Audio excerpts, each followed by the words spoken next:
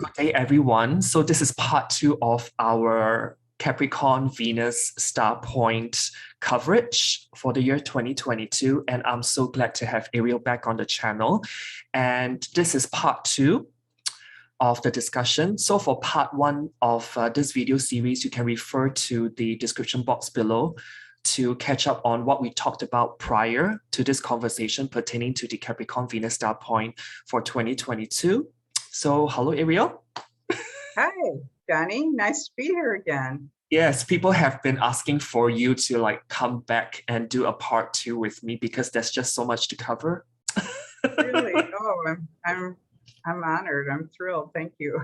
Yes. I mean, in the comment section, it's obvious that they really love our little conversation here. So we try to keep it very Gemini-like because we both have got very prominent Gemini planets. So let's keep this conversational. Yeah. Yeah. It's just having fun with what's going on in the stars right now. We all need a little bit of lightheartedness. We're living in very heavy times. we need that Gemini star is really important to our time at the moment. Yeah, and keep it light-hearted and keep the banter going, right? Yeah, exactly. Yeah. So do you have anything for us pertaining to part 2 of this discussion? Yeah, we talked in the last discussion about the Venus retrograde cycle in Capricorn. Yeah. We talked a lot about the fact that not only was she going to be in Saturn's sign, retrograde in Saturn's sign for the 40-day retrograde period, but spending almost 3.5 months in Capricorn from when she first entered in November up until early March, passing over Mars in Capricorn a few times and Pluto in Capricorn a few times. So, and being governed by Saturn, the ruler of Capricorn. So it felt a little tense. It felt a little dangerous. It felt a little bit like, oh, there's going to be some really big power issues, first of all, in personal relationships coming up and sorting things out between, let's say, couples on a personal level, maybe not just couples, but parent to child, family groupings. I have had a lot of people contact me lately that are dealing with family issues, power issues within family. And this is all about Capricorn and power. And of course, we can't ignore the elephant in the room, which is the Ukraine right now in Russia. There are so many people. Okay, we forget. Sometimes when countries go to war, we forget about the actual people that live there, and that there may be quite a few Russians that really support Ukraine, and a lot of Ukrainians that really support Russia because they've been connected for so long. They've intermarried, they've migrated back and forth. They are brothers, they are cousins, they are friends, they are business partners, they are all kinds of things to one another. And so before we can really continue this discussion about the power issues, it is like a family quarrel at this point. It is like an overbearing father. I mean, this is my take on it, with Putin, an out of control, overbearing father who wants to be a dictator to his children. Remember the Saturn myth. I always think about the Saturn myth, Kronos. He swallowed his children. This is what happens in families and in countries that are run by dictators. It's like the people of the country or the children looking to the father for leadership, looking for a role model, looking for a way to grow and prosper and thrive in the world. But when there is this overbearing kind of energy, down on them, bearing down on them, they can't move. They can't. So this is like the classic example of Saturn, the father, Kronos, swallowing the children because he's threatened by them. And he clearly is threatened by them. Ukraine wants to look west, wants to look to more independence, wants to look away from Russia, wants to look towards NATO, wants to look towards progress. And Putin has publicly said that he wants to go back to the way things were, the way things were. Oh, it was so wonderful when we were the Soviet Union. Why can't, things like that. Never mind all the oppression that happened and the cruelty that happened under that regime. But nevertheless, I'm not a political commentator and I don't know all the history and the politics. So I really I'm not qualified to really comment that way. I only comment from what I see in the astrology that is basically going on. And Ukraine's under a lot of fire right now. I'll show a slide on that in a moment. Yeah.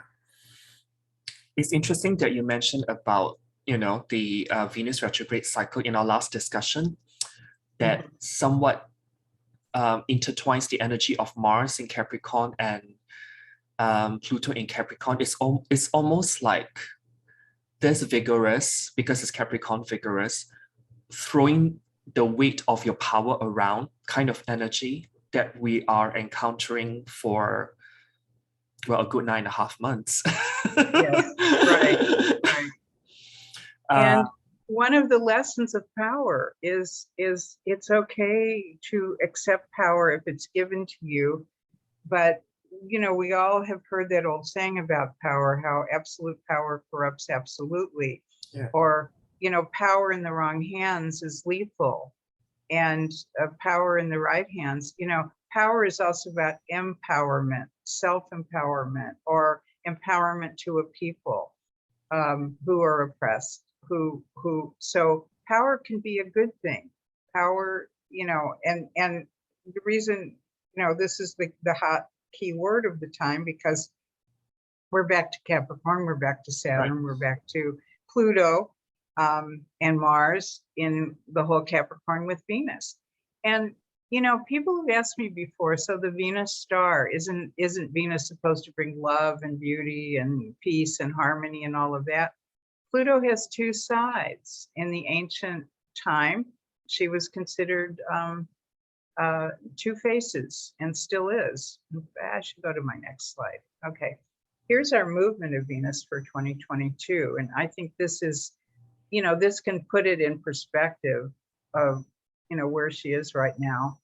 She conjoined the sun on January 8th, and the conjunction of Venus and the sun is what we say is the cazimi, or the kiss of Venus, or the star point.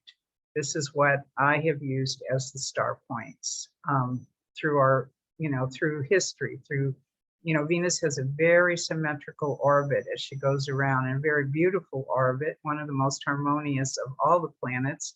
And that's why I think Venus represents beauty and harmony and elegance and so forth, because her orbital pattern reflects this. I won't go into all the history. You can go back to a lot of the other videos we have on the venusstarpoint official YouTube channel. There's a lot of instructional videos there about the movement and the sequence, the Fibonacci sequence and so forth. But for purposes of this program, I would just say that we have a rare year this year because we have two star points occurring. And not only two star points occurring in one calendar year, but the second star point, which comes down here later this year in October, is the first time in 150 years that Venus and the sun have had a cazimi star point in Libra, in the sign Libra. So it's really the beginning of a new era in a lot of ways. And what that means is we are, from the last several years, I'd say maybe even the last 10 years or so, we're kind of wrapping up an old era. You know, things are being put to sleep, things are being put to rest, and we are starting to feel the energy of the Libra star point. So even though we're in Capricorn star point all year, and it is a morning star, that means you have to get up early before the sunrise to see Venus in the sky, and she will be that way until she becomes an evening star on the 22nd of October, 2022. I thought that was an interesting date. I've been looking at that date for almost 20 years now. 2010, 22, 22. I thought, okay, there's some kind of symmetry in the numbers as well. But even when Venus enters, transiting Venus, you know, is going to be, the star point is operating behind us like a star clock in Capricorn all year. So keep that 18-degree Capricorn in mind. But each month, Venus will enter a new sign. And so on March 6th, it was in Aquarius. And then today, April 5th, the day we're recording this, is 0 Pisces, entering Pisces. And then Aries, May 2nd, that should say Aries, not, well, anyway, that's the time. Entering Taurus, May 28th, Gemini, etc. You can go down the list. When Venus is in your own sign, you're going to feel the presence of that, you know, harmonization, harmony principle, beauty, you know, a good feeling. Generally speaking, you are going to feel the presence of Venus when she's in your sign. So just look down the list for the whole year, because she started the year in Capricorn. And look at this, she ends the year in Capricorn. So she comes around full cycle. I'm just wondering, Ariel, have you started to feel the energy of that Libra Venus star point like inching in, like manifesting already? Because I've been seeing in, you know, my clients' chart that like this 29 degrees of Libra is getting already activated, although it's only forming officially on the last day of Libra season. And something really struck me when I think about that 29 Libra degree, because when I looked at that Aries ingress, that means when the sun hits 0 degree Aries, the moon was actually at 29 of Libra. Okay. Yeah. And so in other words, it's picking up the energy already for the spring. And you know, the Aries ingress chart is often what we call the chart of the year. It's not January 1st. It's the actual new year begins March 21st, the day the sun enters Aries. In terms of, in the northern hemisphere, it's the beginning of spring. In the southern hemisphere, it's the beginning of fall. And the energy of the spring equinox was used by ancient astrologers going way, way back to really predict current events. And also in the middle of April, we've got a full moon in Libra at 27 degrees of Libra. So it's like that reiteration of the energy of the Aries ingress moon in that chart. So I find this like, oh, I not only have to look at the Capricorn star point in which we have active now or currently have, but I'm looking a bit forward towards that 29 degrees of Libra, and it's already bringing in like events into the client's life as well. So I find that very interesting. It also makes me think of Kamala Harris's chart, because she was born in a full moon of late Libra. Yes. And full moon in late Aries. And I know Pluto is squaring both her sun and moon in this current time period. And the fact that all these Libra, late Libra moons and signatures are coming up now in the charts. And then later this year in October, this is right around her birthday, by the way, this October Libra star point. There's a lot of things happening on the coming Libra star point. There's also an eclipse a couple of days later. And there's also a something else happening that day. What was it? I know the eclipse happens around like at 2 degrees of Scorpio, so around like 2.5 days after that star points formed on the 24th or 25th of October of 2022. Okay, so Saturn goes direct that day, and there's something else that's happening on the 22nd. Oh, is it? Oh, no, it's not a full moon because it's a new moon solar eclipse a couple of days later. But there were. I thought there was something else happening that day. It'll come to me later anyway. Yeah. So many dates and things to keep in our heads. Can't keep them all. But anyway, I thought this was a good list and a good review of just where we are that we can look back on as time goes on through the year. And other planets will come and go through some of these signs and so forth. And usually, like when I think about Libra, I think of full moons as well, because full moon has got that Libran energy when the sun and moon are the furthest away. People, or should I say clients, have been telling me that since the last partial lunar eclipse, I think was conjunct Algo in November, they've started to feel, those who know Venus star point a bit better, they've been feeling this Libra star point more as well. Then I went back and was like thinking, what can be the linkage? Then I realized that from that November 19th, 2021 partial lunar eclipse that happened in the late degrees of Taurus, all the subsequent full moons every month up till the one that's coming up in May all happen in the late degrees of a sign. The last 5 degrees of a sign. So I was like, okay, then it makes perfect sense why they've been feeling this Libra star point much sooner. Even before the Capricorn Venus star point was formed, which kind of puzzles me in the beginning. But then after that, I was like, oh, okay, now I get it. There's a lot of triggers to people's late degree planets via the particular influence. Yeah. And the other thing I'll say about that is the Venus star works on the principle of a 5-pointed star. It's got 5 points, and the current point is Capricorn. So even though it's 18 Capricorn that's the driver right now, it's like in the driver's seat. The helping hand that's feeding it right behind it, if you look right behind it, we're going back to Aries of last year, about 5 to 6 degrees Aries. And the one before that was the Gemini star of 13 degrees of Gemini in 2020. Yeah. So that 13 Gemini is still hot. That 5 degrees, 6 degrees Aries is still hot. Capricorn, of course. The coming star that we're moving into, 29 Libra, is hot.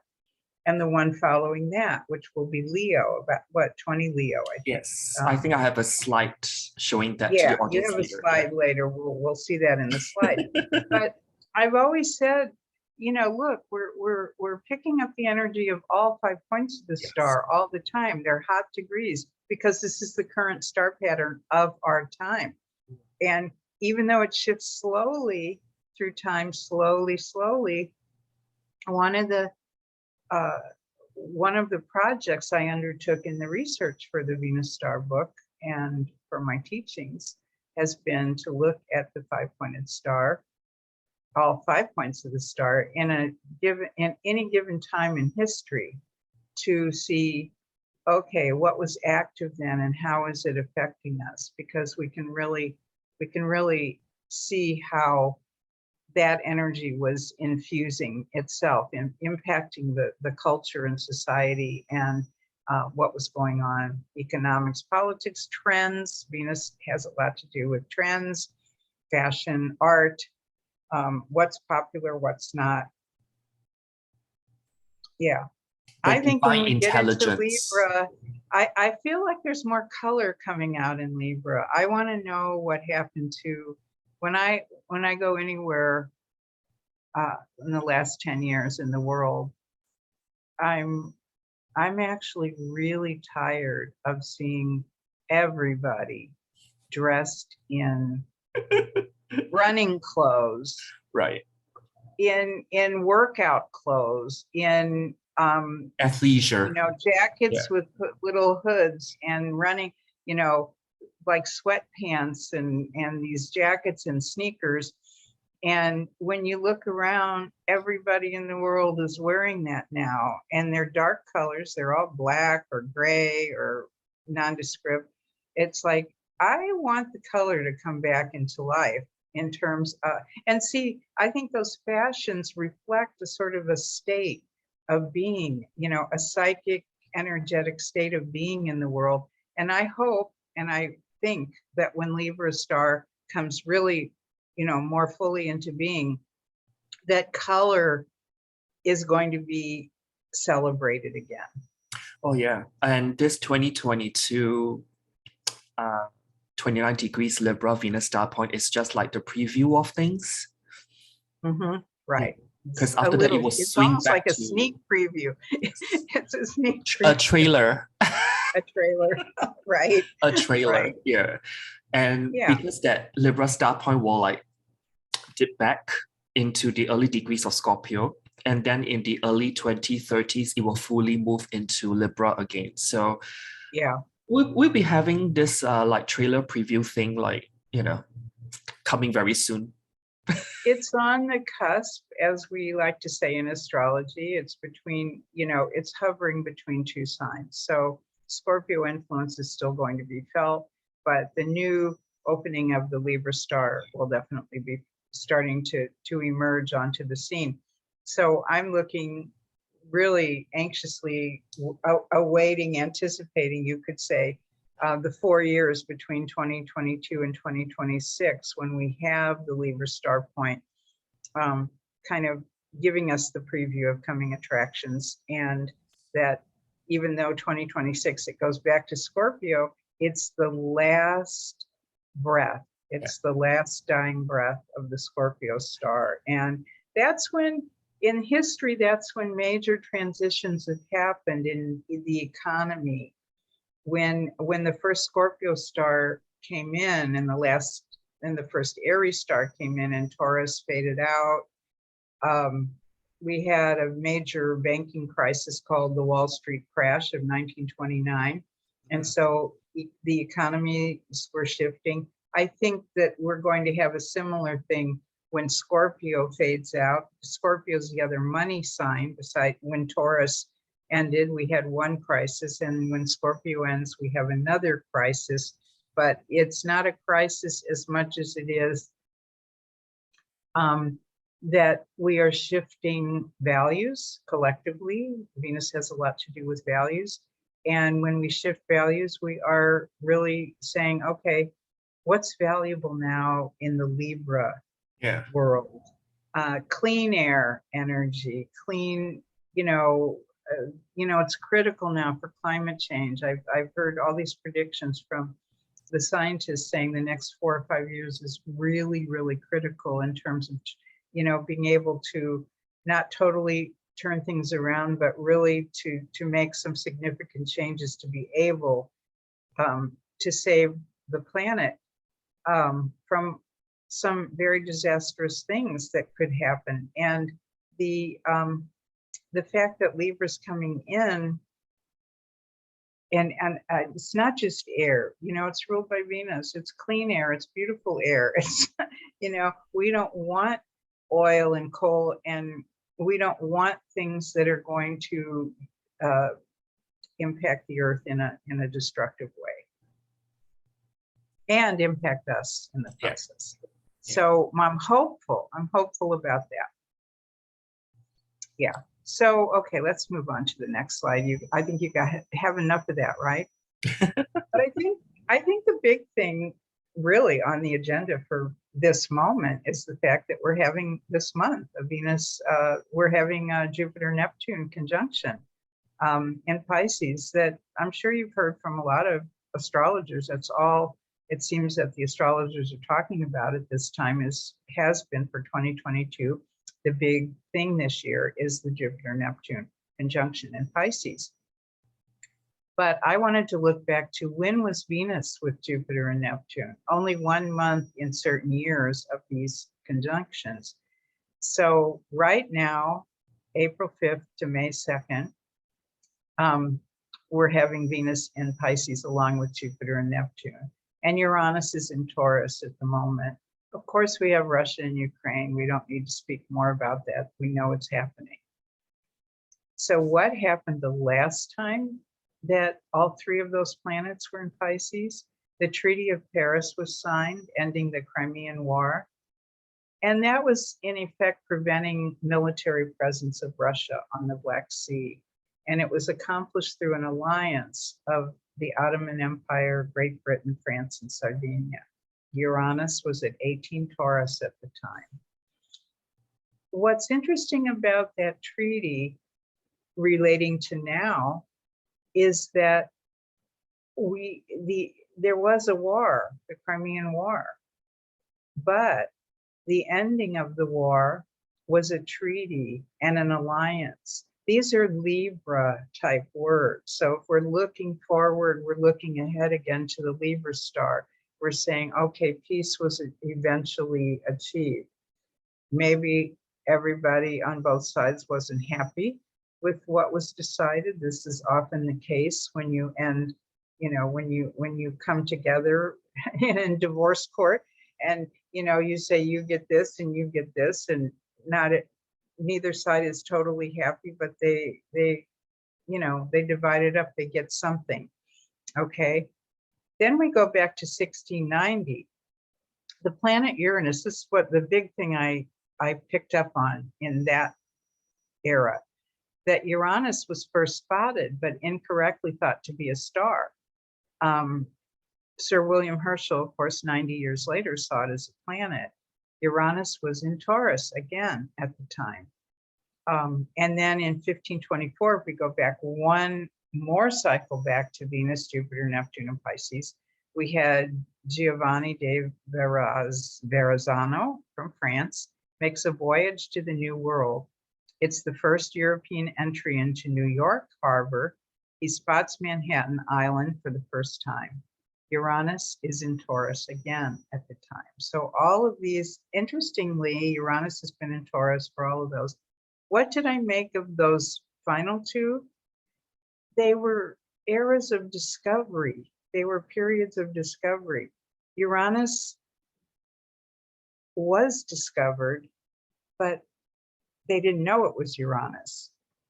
And Manhattan Island was discovered, New York Bay, but they didn't know what it was to become. Like Uranus, they didn't know what this thing that they thought was a star was to become. So think about, it's a voyages of discovery as well. This era of Jupiter, Neptune, Venus, and Pisces, but Jupiter and Neptune for sure, is this idea of what are we discovering now that we don't even know what its value is going to be in the future, right? Look at what New York has become, what Manhattan Island has become. But when they first spotted it, it was just a piece of land, okay? It was just a little island there, no big deal. So back to 1856, when we had that last Jupiter, Neptune, Venus, and Pisces before now, the last time they were all 3 in Pisces before now, the star point is almost opposite where things are now, because we had a 7-degree Libra star, we had 21 Sag. 7 Libra is opposite the Aries star point that we have now, about 6 degrees Aries. The Sagittarius star point is opposite our current Gemini star point. The Cancer star point is opposite our Capricorn star point. The Pisces is the one that's not in sync with that. It's a quincunx rather. And then the Taurus star point is opposite Scorpio, which we have now. So it was, again, I thought it was interesting that Uranus was in 18 Taurus at the time. and for all of these. So Uranus and Taurus is synchronized. You know, that's another study to be undertaken for somebody. But the synchronization of all the planets, like the research I did with the venusstar, how it syncs to certain periods. But there's other planets that are syncing, you know, their orbits. And what's interesting about Uranus and Neptune, I remember when I was learning about the orbits in astrology when I first studied it, was that two Uranus cycles is one Neptune cycle. Yeah.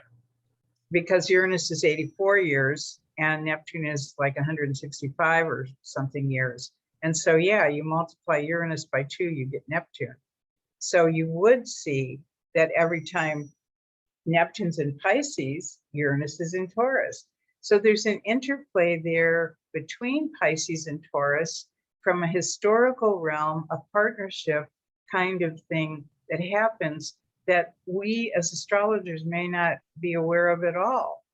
And that's what I found with this, with looking at the Venus star. These are star partners. When they're on the star at the same time, they are partnered together, even though they may be signs that don't necessarily seem like they go together, but they do.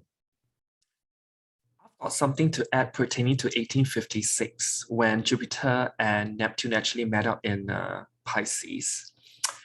And that year in 1856, actually the fashion and textile industries were revolutionized by the accidental discovery of the first synthetic organic dye by this guy called William Henry Perkin. So that's one of the manifestation. And also back in 1856, there's also like an uptick in terms of, or upsurge in strikes, protests, social unrest, and riots. And that's on behalf of like labor movement and workers' rights as well, on the back of inflationary pressures. So that's very much tying into the Uranus picture as well. Yeah, right. revolutionary labor strikes, you know. Like and I have no doubt we're going to see more of those coming up because, look, it just, you know, this is again what Libra is going to demand. Being on the star is, and I'm not saying that we're going into a total period, 150 years of total peace and love. Libra fights for injustice. Libra fights for what they feel is right, what they feel is just. So there's a war happening now, but of course we're in the morning star cycle when the ancients said this was the war cycle, when Venus is in a morning star phase. Last year, Venus was in an evening star phase, even though it was in a more aggressive sign of Aries. But what happened last year? The US pulled out of Afghanistan after a long time being there. And so they retreated, they took their troops home. Now there were consequences for that. It was not strategically well planned at all. But the fact is that it was the evening star and it was a withdrawal of troops. Okay. And this year we have the morning star and we have an engagement of military action, heating up, continuing to heat up. Yeah, because usually when I think about the morning star, I think about a new moon kind of energy. And when it's the evening star phase, it's more like the full moon kind of energy when things have shown its full potential. And then you have to make a decision which direction to go after that, It's releasing its essence into the world, whether in the new moon is growing and gathering and when we're young and in the growth cycle, we're aggressive and we can't get it fast enough. We want. Initiative and just go for it. And by the time we've reached the full cycle, it's like, okay, we can't take any more. We're full. Now let's start releasing. So here are our 3 planets in Pisces. So what can we expect from this abundance of planetary movement in Pisces right now? I think about spiritual movements. Pisces is the sign of spirituality, including cults, cult leaders, a dramatic focus on existing religions and religious leaders. So I think what's to come, what's to be born of this cycle of Neptune. Neptune's already been in Pisces since 2011. So we've already seen some of these cult leaders emerge and some of these interesting and unusual and quite honestly mind-blowing and baffling spiritual beliefs emerging. But it's also like a mass hypnosis. It's quite abundant during this period of even just Neptune and Pisces, and which really focuses on a dominance of beliefs rather than what one knows. Aquarius, beliefs is Pisces, knowing is Aquarius. So say what you will, we've had a lot of weird conspiracy theories, and I think more are going to emerge, as well as the leaders of those conspiracy theories. And even the religions, like I said, the existing religions, we're going to see something strange going on with them as well, like a new bump in their trying to amass a certain kind of power and authority, whether it is a change in their dogma, if you will, or whether it's, supporting new things. But anyway, we will see new things that we will believe in, all kinds of things. And drug culture has really gone off the charts since Neptune's been in Pisces. And now with Jupiter, giving it a real boom, like this is what's hot. This is what's really big. A wave of new treatments have emerged for physical and mental trauma, which includes psychedelics, the legalization of such, certainly the legalization of marijuana, the increased trade and commerce of such to induce altered states of consciousness. I'm reading about this almost on a daily basis now. This country or this state or this study, that's involving the use of these, is now decriminalizing it and making it more like, okay, this is how we should just treat this as medicine rather than, Right. I mean, we call them drugs, but medicine is also called drugs. And where's the fine line between the two? One you can grow from the ground and one is synthesized, so you tell me.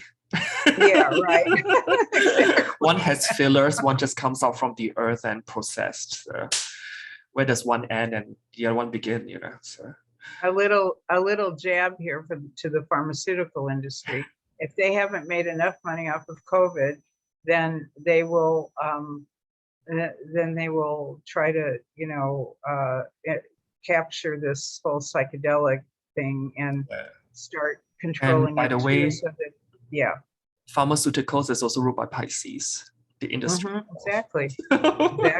So that's why we say Neptune and Pisces both have to do with drugs. That's why we're looking at this, but with the extra bump from Jupiter and Venus right now, who knows what kinds of new things will come out of this. Right. Yeah. To continue, water, of course, is a big theme. What is happening? Are we getting wet yet? Is there going to be more water than we can actually handle in some parts of the world this year? The oceans, the melting glaciers, the climate conditions, it's like water everywhere. Let's not forget the mystical states that Pisces can produce with these planets in it, including dreams and visions, musical compositions and poetry and art. These are all the, I think of the Venus evening star, Venus Urania, as more of the, the inducement of these dream states and music and poetry and so forth. and let's not forget about space colonization. We have had in the last, we're only 20 years away from the entry of the Venus star point into Pisces.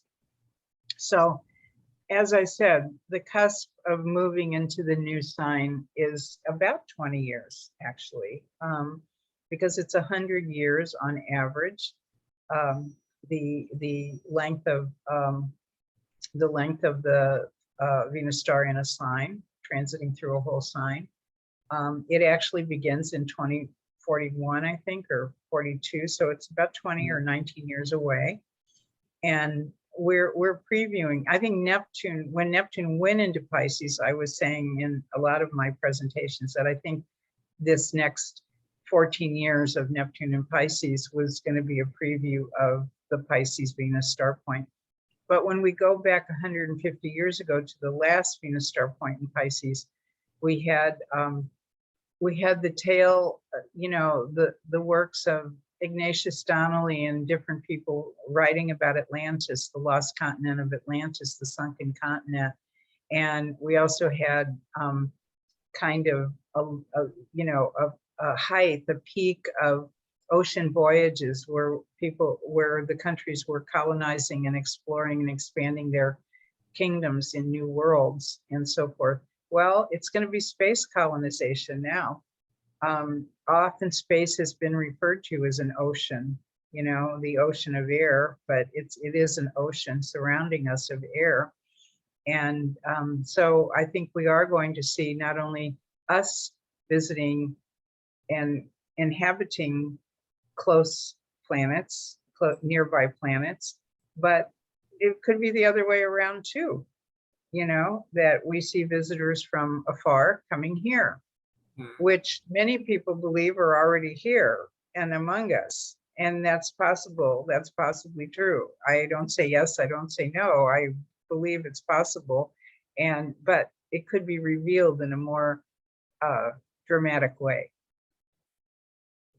Yeah, I mean, when you put dreams on this slide, and when I think about Pisces and Jupiter Neptune forming that conjunction in Pisces since 1856, it actually leads me to think that psychedelic depth psychology might be taking off as well. Exactly. Because depth psychology is very much linked to that Jupiter and Neptune cycle, and not to mention that Sigmund Freud, was born then. was born with Jupiter and Neptune in Pisces himself.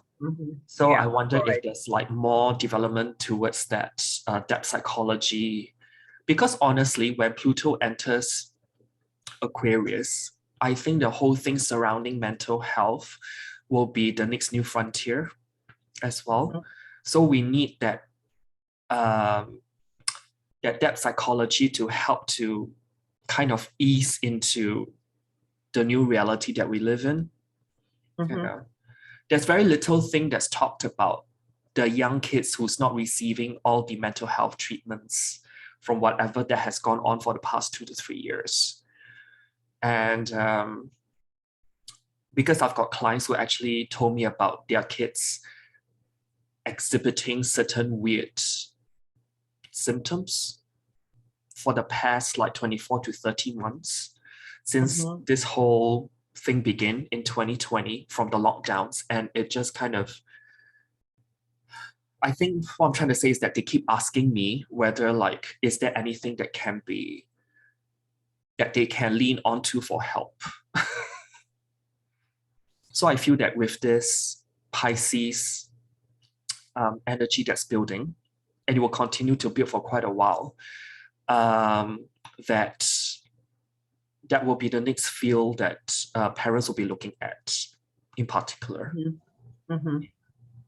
We're also, those are good points. We're also going to need this water, whatever water we have right now, because on the Venus star, there's always 5 points on the star. Typically, there's only 4 elements in astrology that we use. And so one element normally appears twice.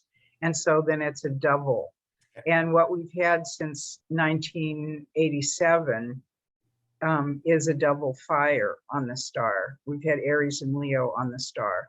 Now, when Aries phases out, until Aries phases out and Pisces begins, which is, like I said, 20 years from now, Scorpio is going to end, it's going to come back one more time in 2026. And then in 2030, it's going to be gone. So we're only going to have a tiny bit of the water presence. We're going to have double air and double fire, which is a very strange configuration for the stars. So these coming 20 years are like such a shift, such a different pattern. It's not a normal thing, not a normal occurrence. What have we got? Okay, so one of the other things I work with quite a bit, I used to work with it a lot more. I got tired of politics, so I stopped working with it, but every now and then I take a look. Geodetics, it's a way of mapping the world in a mundane situation using a universal zodiac of 0 degrees Aries over Greenwich, 0 degrees longitude. So what you're doing is you're plotting the 360 degrees of celestial longitude onto the 360 degrees of terrestrial longitude of the Earth. So each location of Earth, each longitude, wherever you live, has a line. So even though, in a degree, so even if you don't know what your astrophotography map looks like or what you have there, you can always look at the city you live in. It's a fixed degree. It's always going to be the same. Okay, so the dividing line, by the way, between Aries and Taurus is right around here, right around in the Ukraine, right around, where Europe ends and Asia begins. It's almost pretty much the dividing line between two signs. So it's an important, planetary cusp shift as well. Egypt also falls under that. The Nile River is right at the dividing line between west of the line is Aries and east of the line is Taurus. So, but what do we have going on right now? A Mars-Saturn conjunction, also the beginning of a 2-year cycle. The last one was 2020 when we were at the height of the new COVID and all the restrictions. That was in Capricorn. This one's in Aquarius. So we have Mars and Saturn. Where are they on the geodetic world map? One of the places they're at right now on the descending position, which is the setting position, right smack through the Ukraine, halfway between Kiev and Mariupol, where there's been some, heavy artillery devastation, military devastation. And here's Moscow. And they are heading, when they're direct, planets direct, they're always moving from west to east. So they're going this way. So when the war in the Ukraine started a month and a half ago, they were back here. Saturn doesn't move quite as fast. Saturn would have maybe been right at Kiev.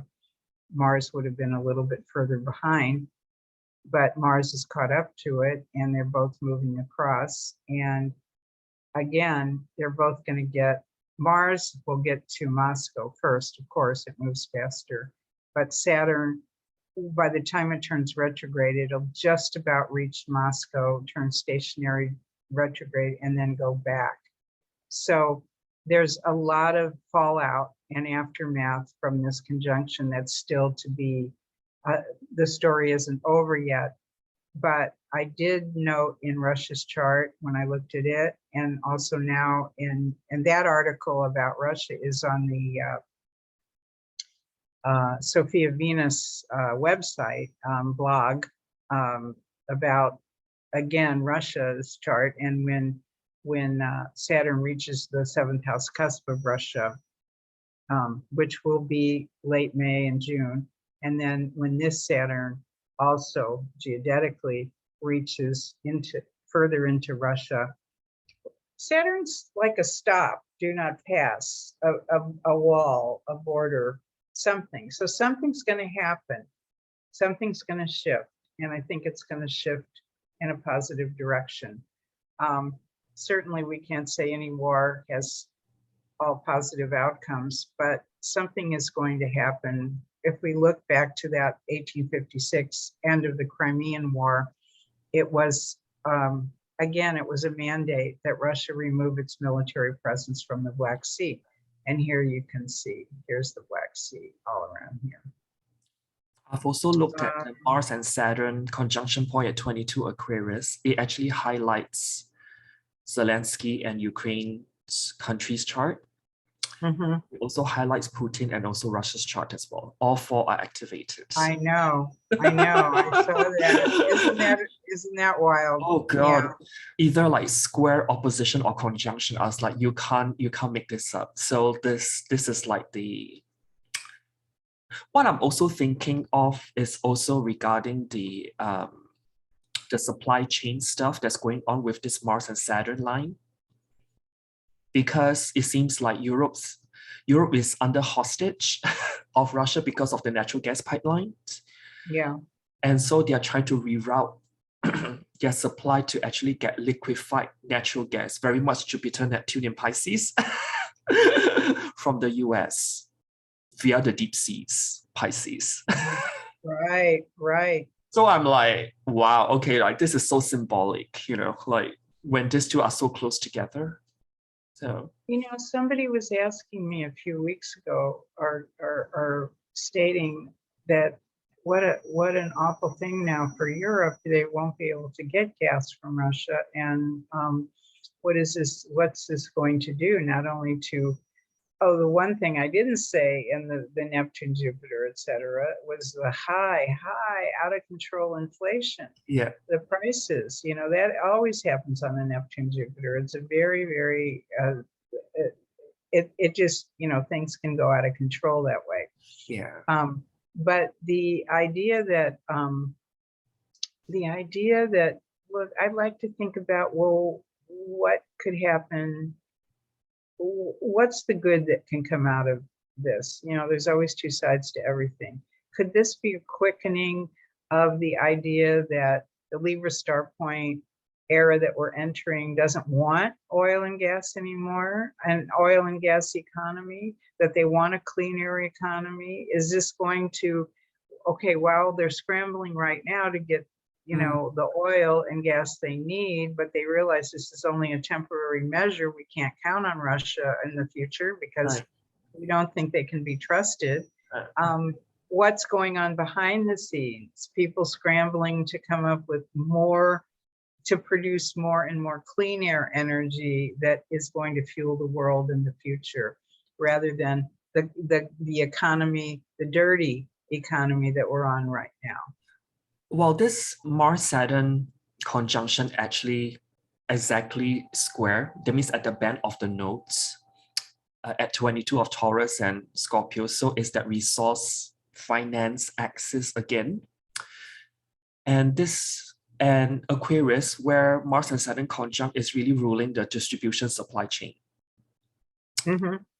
So I wonder if like things go into a shock in terms of okay, you're not able to use whatever energy that you've used up to this point. It actually, I would say it actually pushes the cycle of exploration and also finding alternative energy sources. There'll be this kind of really like jamming on the accelerator in order to find that and diversify, because that's what Aquarius does, right? Where Mars and Saturn is, it wants that broad-based source rather than you just depend on what you're used to all this while.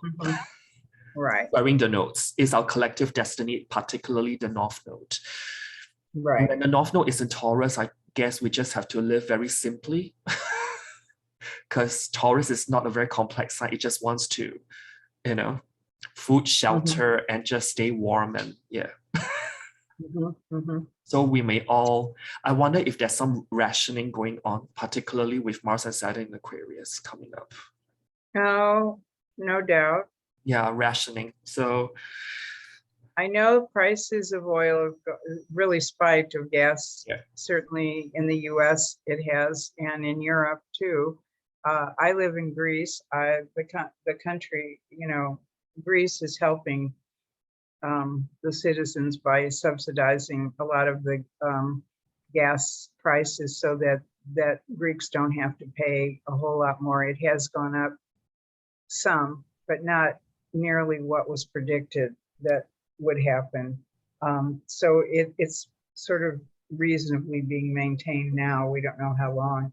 But I also wanted to point out, I haven't done a lot of research in the geodetics with this, with the dwarf planet Eris, but there is Eris at the midheaven. You know, she's in late Aries right now, about 24 degrees Aries.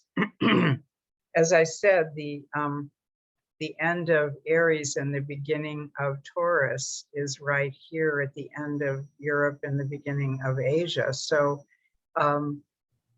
Eris is at the midheaven, just entering the Ukraine now. Again, it moves from west to east. So it hasn't even gotten fully into, you know, the heart of the Ukraine yet. It's sitting over on the Polish border. This is Poland over here. And it's moving, so it's moving out of Europe and into this region. It will be there several years, at least a decade. It's a very slow moving planet. So I think we're going to see the Ukrainians and the Ukraine being in a very big reorganizational kind of restructuring crisis for at least a decade. Well, I mean, Aries is all about, I think one of the key terms for Aries is chaotic creation. Yeah. So you create something out of the chaos that's been going on with Ukraine. So yeah. Also the yeah, I mean, it's been the 23 to 26 Aries is also the geodetic ascendant of the United States. It covers Philadelphia, where the U.S. chart was created, where Independence Hall, Philadelphia, created, and Washington, D.C. So it covers that 23 to 26 degrees Aries. As soon as Eris got right into the United States chart ascendant, it was right around 2016 when Trump became the presidential candidate and was elected. And when you say the goddess of chaos, I don't think we had a more chaotic government in modern times than during that period. And I think it's still recovering. And Aries is all about that cutthroat energy, particularly in Aries, where Aries is, just to differentiate the pronunciation. Yeah.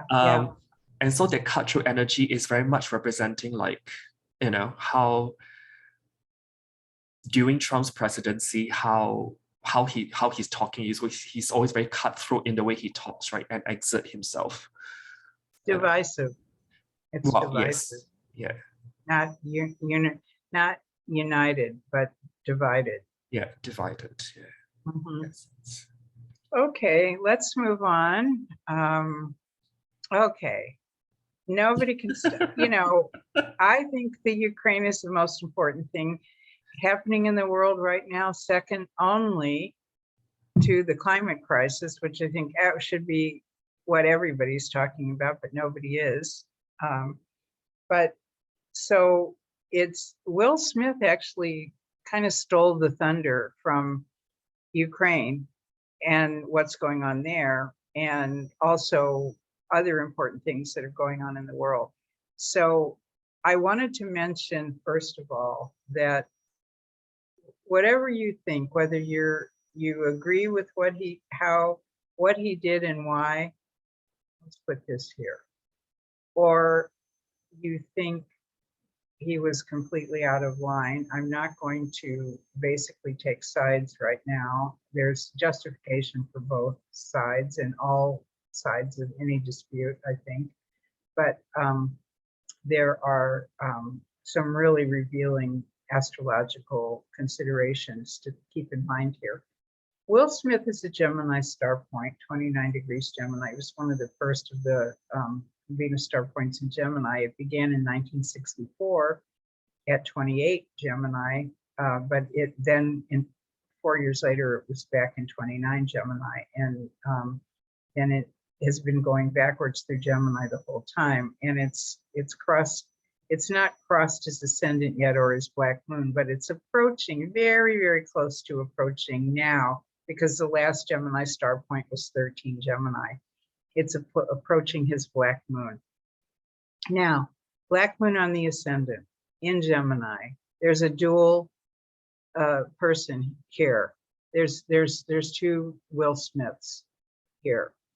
You know, there's the Geminis have charm and wit, and they're clever, and they're smart, and they're charming, and they're youthful, and they're engaging. And also he has a Libra sun. And so, you know, his star point Mercury, his star point Gemini is the guardian of Gemini is Mercury. Mercury's in Libra. And that, again, the Libran, which the coming star point is going to be on. So he's not, you know, he is definitely going to be still in the spotlight for a while here. But his Mercury tightly conjunct Venus. This is his, you know, his appeal. He started out in Hollywood as a youth and became very successful in his career early on. Athena, goddess of wisdom and strategy, is right there with Mercury and Venus. So he's got a very powerful, not only Venus star point, but what I call the will of the star point, who helps engage or decide what you're doing with your star point energy, your passion in life, your purpose in life, things like that, is this cluster here. And it's all in the 5th house of entertainment. And, you know, he's got a load of Libra. Now, what I've found with Libra over the years is, well, first of all, before I say that, Libra is Venus. It's ruled by Venus. So, of course, it wants to be charming and engaging and nice. It wants to be nice. It doesn't want to fight. It wants peace. We used to say peace at any price, Libra, okay? But he's also got a great deal of Martian energy here. He's got a lot of Scorpio. He's got a lot of Aries up here. But look at a whole house full of Aries, a whole house full of Scorpio. So we can't ignore the fact that we've got a Venus-Mars condition here, which can very much be because Libra's what's out front, what he's showing to the world in terms of his Libra demeanor is, you know, he wants to be charming and engaging and cute and funny, and he is, but he's got a lot of repressed anger, and we call that passive aggressive and behavior, which we used to say about Libra often. May not be the favorite phrase to say anymore for Libra, but that's how it used to be termed a few decades ago.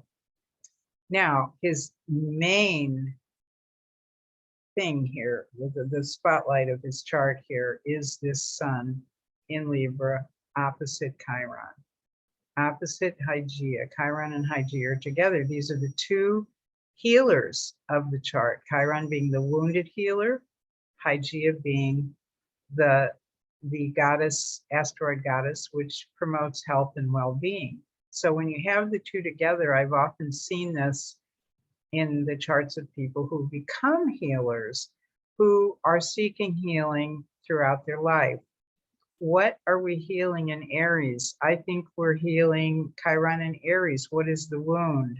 I think Aries can be a bad temper. It can be anger and aggression, impetuosity, which all need to be tamed. Chiron was the wild centaur. He was of the wild centaur race, but he was the enlightened centaur.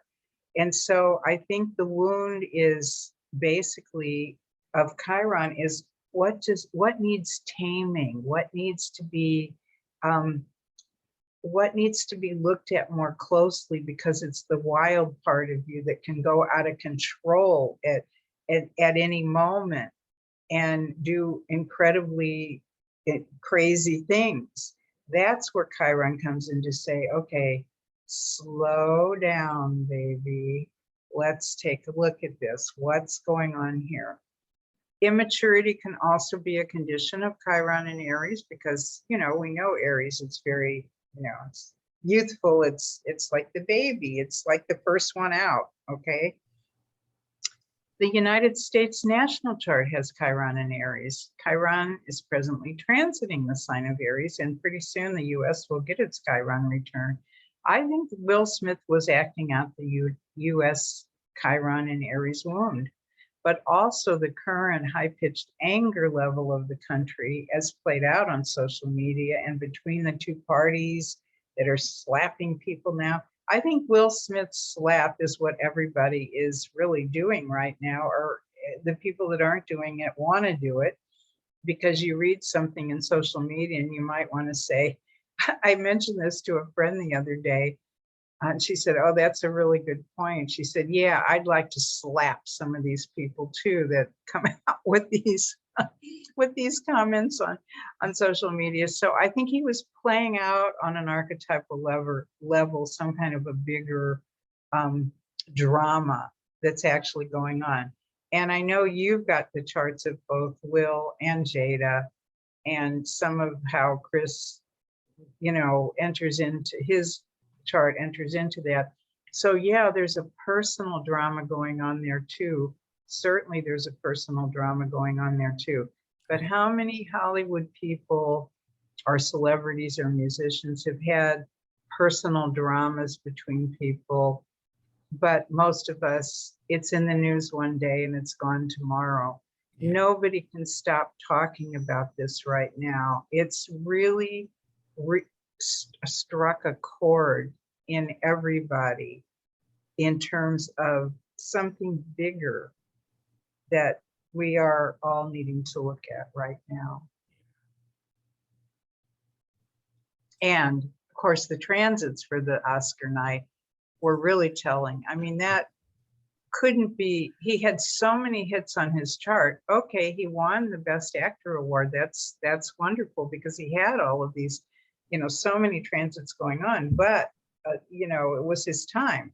But also it's like, here's his midheaven, 14 Aquarius. The Moon Mars conjunction was at 15 to 16 Aquarius, right on his midheaven. What's Moon Mars? A quick reaction and a huge response, fire. It's like pull the gun out of your belt and shoot before you even know really what's happening. So I think that was part of what was in play that night. And the fact that the Sun and Mercury and Chiron, all three in Aries, transiting Oscar night, were hitting his natal Chiron, his natal Hygeia, his natal North Node, his natal Eris. Eris, our goddess of chaos. Yeah. Opposite his Sun and his South Node, and activating that natal wound. So everything, it was just, he was a bundle of, pressure cooker, kind of. Pressure cooker waiting to, yeah. And those planets in the middle of Aquarius is also squaring his Juno, which represents Jada. Yeah. And I also noticed that Saturn that night was 21 Aquarius exactly squaring his moon. Saturn squaring your moon, your moon is your most vulnerable, your feelings, and in Scorpio, your feelings are often very private. You don't really, not only don't want to really share them publicly, but often you don't even know what they're all about. They're hidden from everyone, but they're also hidden from you because they're often very deep and very, very complex. But Saturn squaring the moon can be a real time in your life when you feel ouch and you feel so vulnerable. And Scorpio is about crossing of boundaries. So, certain people have view Chris Rock as crossing the line. Yeah, exactly. And the moon represents don't come for my family and don't come for my wife. The moon, the lunar archetype as well. Yeah. Yeah. exactly. Mhm. So, I mean, there's a lot more we could say, but I think there's been so much said about it already. I think maybe people are already tired of hearing about it. Well, the thing I is just, that yeah, I just hope that healing is going to occur Yeah. for all the parties. This is what Chiron is really wanting out of all of this, is that, okay, something devastating like this happens, but where is the healing? Can it lead all the parties to healing? the interesting thing is that the Mars and Saturn conjunction was perfecting. I think he actually turned in his resignation from the academy on April Fool's Day just a few days back. Yeah. So when the Mars and Saturn is still perfecting close to 22 degrees of Aquarius, and it's in sextile to his Saturn. Yeah. In the 11. But still squaring the moon. Still squaring the moon. And Saturn is to leave something behind, to be your own self, Aries, in the 11. 11th house can really mean the academy, which is an institution, right? An organization of sorts. And his Saturn is very strong because if I were to look at his chart shape, he's got what I call the fan chart shape. You know, the little fan that you fold out. Because everything is squished together from Mars to Neptune, the bundle, everything's squished together. Right. And then on the opposite the fan side, part, right? Yeah. That's the fan part, and the handle to the fan is the Aries. Yeah, is the Saturn in Aries, and that is triggered. On top of the Moon and Neptune. Neptune is all about, you know, the Academy of Film and whatever. So all those play into the equation, and then that Jupiter-Neptune conjunction at 23 Pisces is opposite his Jupiter and Pluto.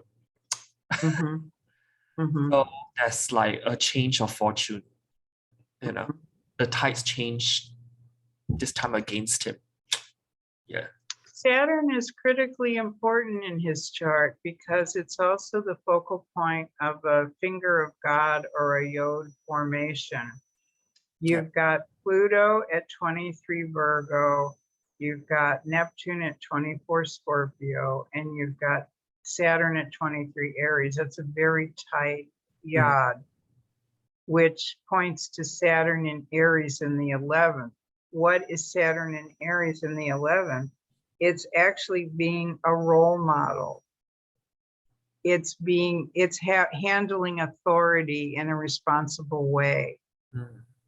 I think he is eventually going to grow into that very responsible fatherly figure when he gets older. Right now, he's got a lot of that anger to address. The Chiron wounds are still fresh, and the Chiron is still only at 10 Aries, going over 11 Aries, and the new moon activating his own Eris. So this is where a lot of the planets are clustered right now, but eventually Chiron is going to get to his Saturn and the focal point of that yod, where that will be resolved. And, you know, in some way, I think that's when we're going to see the shift for him. Well, Chiron in the late degrees of Aries, probably, yeah, I think by the end of this decade. Yeah, right. It's going to take a few more years. Yeah, a few more years, yeah. Right. Not going to happen overnight. Yeah. Okay, so what have I got next here? I'm almost through here. Actually, I'm almost finished with the slides. This is a screenshot from one of the pages of Find Your Venus Star Point. You can find it at my website, sophiavenus.com. Discover the Venus Star Point and find your Venus Star Point. And this is what the table looks like. This is our current lineup of Venus Star Points. So if we look down at 2022, as I said before, January 8th, 18 Capricorn, but then October 22nd, 29 Libra. The one following that, August of 2023, 20 Leo. June 4th, 2024, 14 Gemini. So these are the ones to come. These are the way the star is moving, and the ones behind it is this is where it's just come from. If you recognize any of these degrees as really important in your chart or hitting something important, then you'll know that idea, that planet is flowering. It's coming into full flower right now, whatever it is. And I think that what we can say about what the Venus star point does, it takes about a decade for that flowering to really fully bloom. It's a slow blooming Venus star point movement, flowering. And so you're really working with the archetypal energy of that planet in that particular decade that any of these star points hit your personal planet. Now, if it's not hitting your personal planet, you can also look to the house that it's in and what is it saying for any given time. So for right now, we're in the Capricorn star point.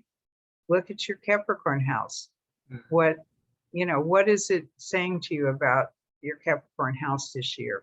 And then when it goes into Libra, what's it saying about your Libra house? Would you reckon that under the Capricorn Venus star point, then on a subnote, you also have to look at transit Saturn to your natal chart's activations?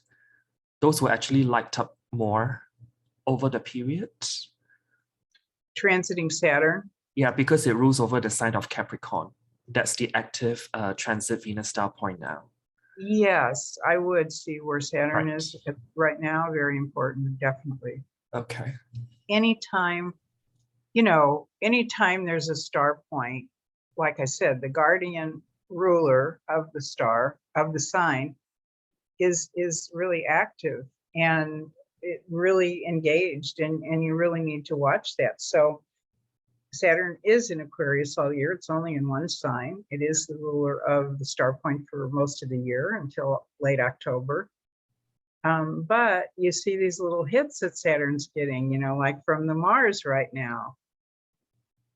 And so it makes it doubly empowered in a way. But Saturn in Aquarius is basically what's driving the energy of the star point right now. And then as other planets come into play, they're going to, feed into the storyline. The plot thickens, as we say. But yeah, and then when we move into October, when we have the Libra star point, we're going to be tracking the motion of Venus for that next 9 months up until August of 2023, because in Venus will be the starring planet. Where is Venus? What's it doing to the chart? How's it, and Venus is, Venus natal, transiting Venus takes about a year to go around the zodiac. So every sign will have Venus for at least some time in a given year. Like we saw before in the table, our year started out with Venus in Capricorn and our year ends with Venus in Capricorn. So, there you have it. So we'll look at 2023 again for up until August to see, what's Venus doing?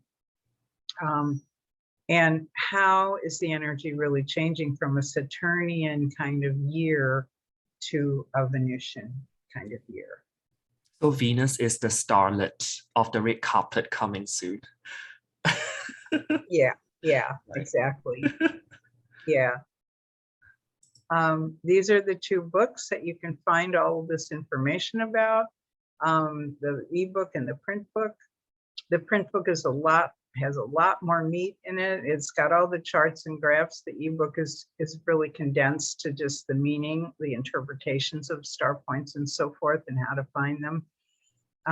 So if you really want to study it in depth, I would go for the print book. But if you just want to look up yours and your friends' star points, then go for the ebook. And then if you're really serious about studying this, a little plug here, I do have a certification program. Donnie is one of our star teachers from the certification program that he took 1 or 2 years ago, last year, I think. Last year. Last year. And but Donnie, you're so brilliant. You're so, you're so good with astrology and putting things together. And, you really do have the knack. It must be your Aquarius star point and your Gemini. I think it's also my Pallas of Venus. Mm-hmm. Yeah. Conjunct Vesta, exactly. Yeah. Yeah. I Yeah. do have that in my But you've done chart. incredibly well with not only learning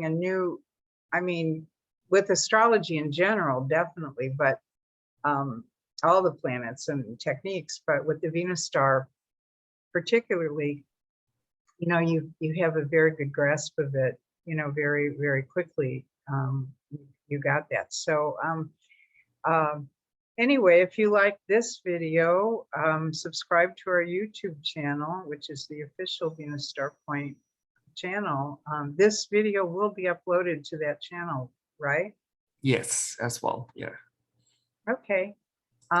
So that's all I have for now. I'm gonna stop my share. Yes. And now I would let's say, move on to something different, which is the application. yes. And so this is part 2 of the presentation. So it's an encore because you guys asked for it. And the first slide that I want to share is what actually Ariel mentioned earlier before regarding the active Venus star that's in the sky by transit. So right now we have the Capricorn morning star Venus star point in the sky that will be active for about 9.5 months, starting from 8th of January all the way to 22nd of October. So since this is the main star point that's currently active, I put that as the head of the Venus star.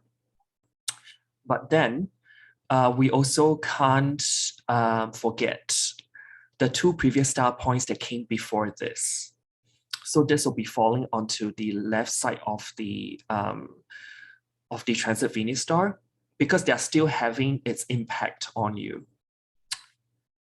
And for the other side, I've included the 2 upcoming Venus star that's in which some of you have already started to tell me that you've been experiencing it, particularly that Libra one that's coming up.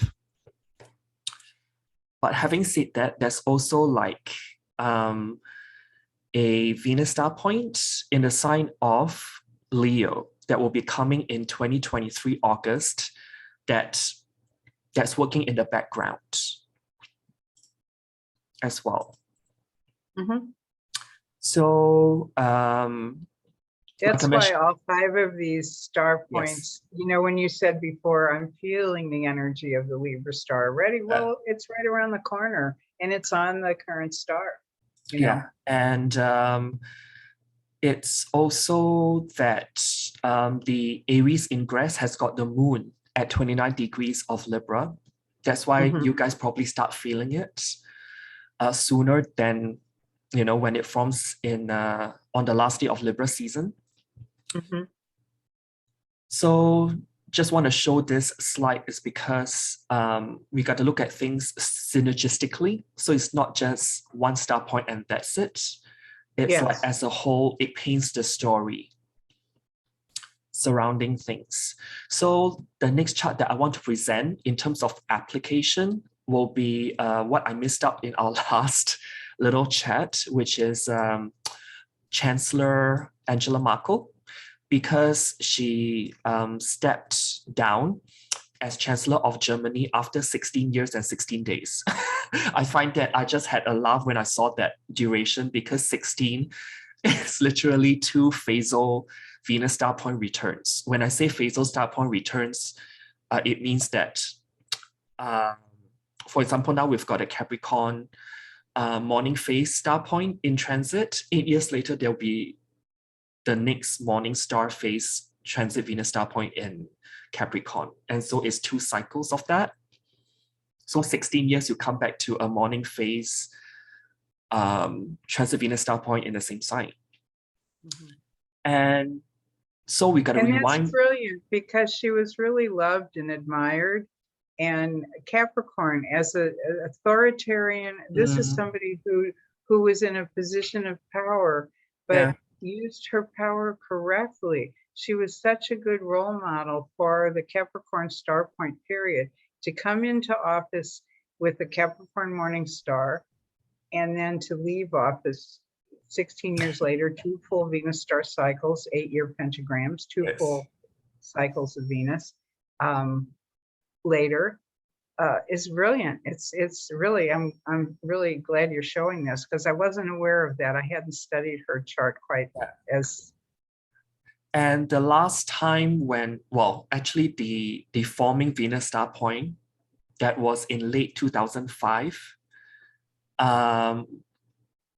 She actually became the Chancellor of Germany, but then just shortly after that, there's a transit Venus star point at 23 degrees, 40 minutes of Capricorn, and there's a morning phase. So it's like a new moon kind of energy. Something's about to be birthed, and there's an influx of freshness of energy. And this happened at 23 degrees, 40 minutes of Capricorn, which is very close to her Chiron. That's in her first house. And with that conjunction to Chiron, it also pulls in the energy of her Sun and Uranus on the other side in Cancer, and they're all squaring her midheaven and Neptune and Neptune over there as well. So it's almost like this new vision in the political arena that she's taking up on when she started as the Chancellor of Germany 16 years back. And what's really interesting also is that T square, in which I've highlighted in green, also can be talking about her being the first female chancellor and the first leader to be raised in a former East Germany despite being born in Hamburg. Right. Because of that Sun and Uranus in Cancer, so it's like the country's divided, homeland is divided Cancer. And so you got the East Germany and the West Germany. And so she is that symbolic figure that kind of, somehow it tells me like she is embodying that unification energy, particularly with that T square that's pointing at Neptune in the sign of Libra on her midheaven. And the Sun also rules her 8th house, which is all about crisis. And so she's being known as the crisis chancellor because in her time, she has gone through the 2008 global financial crash, Russia's invasion of Crimea in 2014, which is also falling under a transit Venus star point in the sign of Capricorn. And it's also a morning phase back then when the Crimea invasion took place. And in 2015, they've got the migrant crisis as well. And then you have to talk about Brexit after that. And then recently the whole pandemic and the whole financial thing that goes on. So yeah, she's being given that nickname, yeah, as the crisis chancellor. And what's really interesting is that the current transit Venus star point at 18 degrees 43 minutes of Capricorn actually squares this little object over here, which is called Ixion, is Ixion. And one of the key phrases that I picked up from this object is about pressing the reset button. I find that phrase very, very fitting in terms of why she chose not to continue and step down. And because her departure, if we think about it symbolically, it actually marks the pressing of a reset button in the global 9th house, global political arena in the sign of Libra. Very much of that as well. And that 18 to 19 degrees of Capricorn is also forming a trine to this Centaurian object, which is called Nessus, Nessus. And it's all about one of the terms that really struck me when I'm researching regarding this chart is the acknowledgement of danger. And Nessus is in the 5th house of speculation, and is something to do with finance stuff as well, because it's in the sign of Taurus. So I'm thinking along the lines of maybe it's time to adios and just like, retire from my position as a chancellor, as the world is going through this financial reset. With that Nessus in the sign of Taurus. But having said that, there can also be like a sub-theme that's running. And that's due to the struggles with scandals and controversy pertaining to her conservative party that she belongs to. And there's been accusations of lawmakers that's personally profiting over this pandemic. And how I can see this is by pulling in the energy of the highlighted T square again. Together with that Nessus, is about profiteering through a crisis of sorts. So I find this very interesting that she chose to step down when this, just before this current transit Venus star point in Capricorn was forming.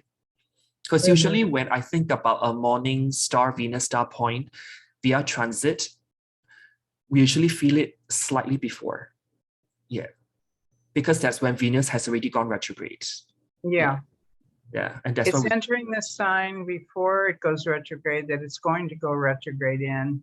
Yeah. And so we get a long shadow, what they call a shadow of the Venus beforehand. Yeah, definitely. Yeah. And so let's move on to Inventing Anna, aka Anna Delvey or Sorokin. So I'm actually inspired to do this chart because of the recent Netflix docuseries Inventing Anna. And the chart that's shown here is actually a rectified chart, but in terms of symbolism, Neptune on the ascendant, I would say is very fitting for her life thus far. So for people who have not seen the docuseries, she's actually born a Scorpio, as a Scorpio Venus star at 8 degrees 56. So around 9 degrees of Scorpio, that's in her 9th house. And she's born as an evening star. And 9 degrees of Scorpio is forming a very supportive aspect with her. Uranus and Mercury conjunction. In the rectified chart is in her 12th house. And I need to mention here that planets in the 12th house are also very much emphasized when I do vocational astrology, because it belongs to one of the Gauquelin sectors, the French astrologer. So planets in the 3rd, 6th, 9th, and 12th house, they are very much represented, or it colors the flavor of your vocation or career. And she does speak several languages. So Mercury rules languages. And Uranus really is a broad-based planet, so she can speak several languages, more than a few. And she can even switch her accent at a drop of a dime as well. That's how she formulates her technique of swindling, because that's what that Neptune and Ascendant is about, in order to climb her way to the top via that route. So that 18 degrees 43 minutes Capricorn, that star point, is falling into her 1st house, and that's why she's in the public eye. And there's a documentary focusing on her life. The whole Venus retrograde cycle came over her ascendant, her Mercury, her Uranus, her Neptune, Yeah.